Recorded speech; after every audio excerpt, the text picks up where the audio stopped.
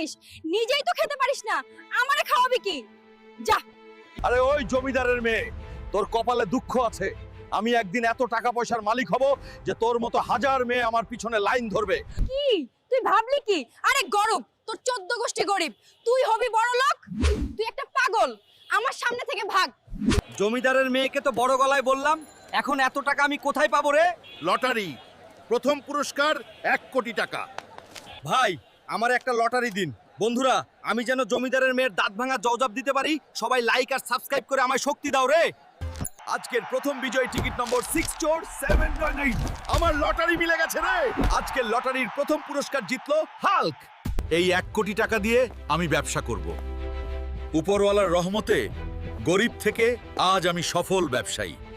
Hulk, তুমি তো আমায় ভালোবাসো, আমায় বিয়ে করো এখন। হাল্ক, আমার ভুল হয়েছে, মাফ করে দিও। যখন আমি গরিব ছিলাম, তুই আমারে কুত্তার মতো তাড়িয়ে দিছিলি।